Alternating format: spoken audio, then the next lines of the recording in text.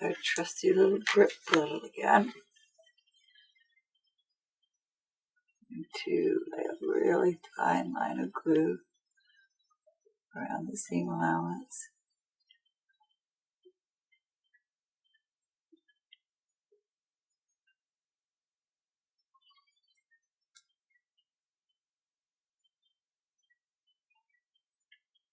Sometimes on really small hands, these aren't that small. I've done smaller ones. The only thing you have between the fingers is the stitching. That's when this becomes vitally important.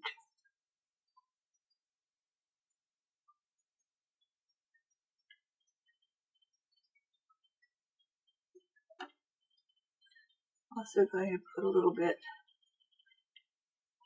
on the bottom opening there because that's going to take a lot of stress. I don't want it to fray. I need that when I have to close it up and stitch to the forearm. I'm doing the opposite, the back side or the other side. Because the seam allowance is on both sides. There were 2 pieces of fabric involved.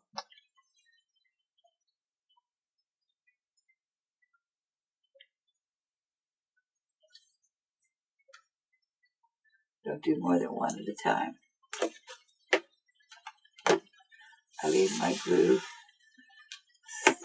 ready in a cone of thread so that it's always ready to use. Now, I'm going to wipe off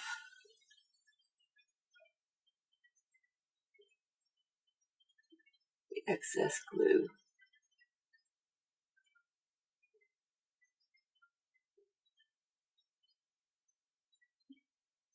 Turn it over and wipe off the other side. See all those threads coming loose there? That would be the fraying, which will not happen. And beyond that, I'm going to lay it over here off my photographic paper while I rub the glue off my hands. Just did. Okay, now, to make certain that those haven't glued themselves together, I'm going to use my stuffing tool that we talked about earlier. And just make sure those fingers are not glued together.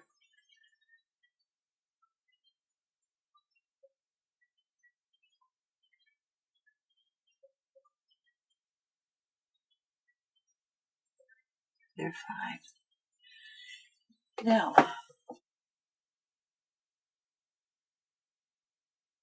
these are my finger turning tools. I think we talked about that earlier on this DVD. But it's simply a bent needle embedded in a wine cork. It was a good bottle of red. And we talked about where you can get these. I think it's a brass tube. And that will be in the source section of our the end of this video, at the end of this DVD. So I'm going to put the tube into. These are better off. You're better off turning it before the glue has completely cured. It's just a little easier because they're a little bit tacky. So I put the glue in, put this against my body, put the eye of the needle onto the seam allowance. I'm flattening the seam allowance against the top of the tube.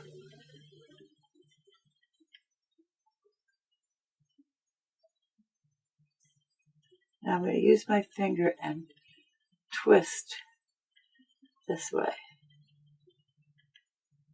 and coax that finger up on the needle. It's not always that cooperative. The next one.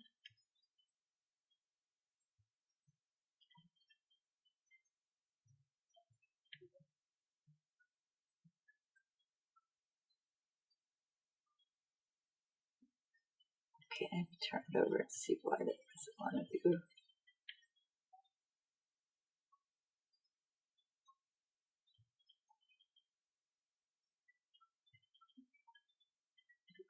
sometimes, if it gets a little stubborn, just take part of the finger, the tip of a needle, and just lift it up over the wrinkle that it's made inside, so that's why it doesn't want to go over it.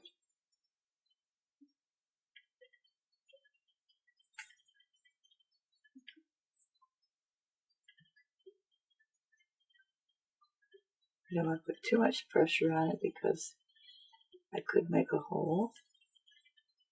Try this again. I see a couple of wrinkles right here, so that's what's causing the problem.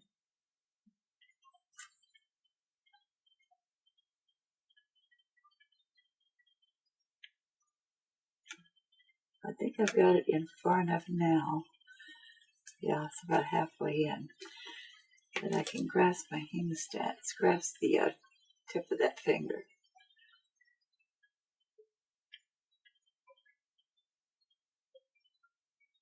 And pull it through. There.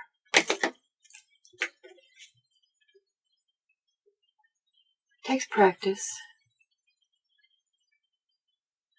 It's very rare that I get all 10 of them turned that easily. Ah, there's another easy one. But frequently in a class, I'll wind up turning 50 to 60 fingers. Well, that went right through the finger, so goody, I'll have a blown fingertip to show you how to repair.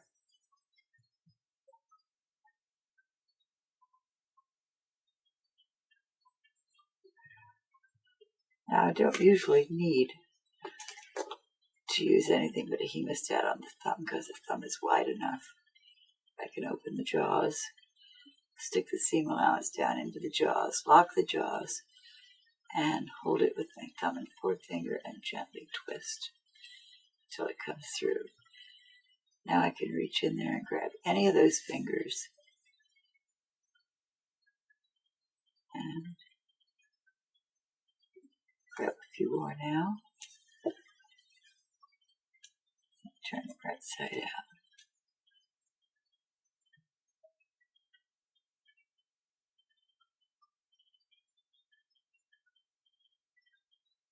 There it is.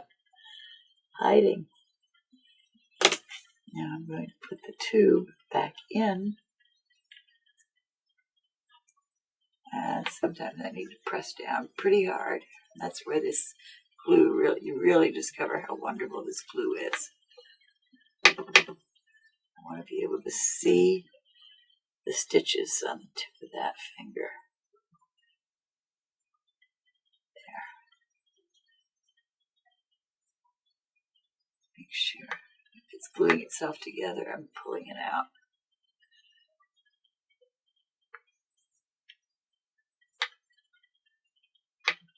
Now, if I hadn't glued those fingers, that tube would have gone straight right through the end of it.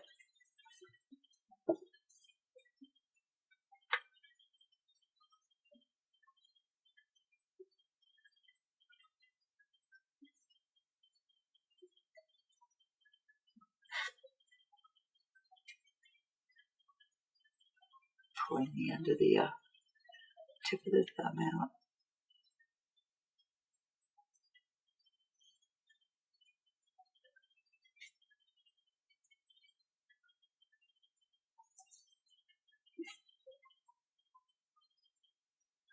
There.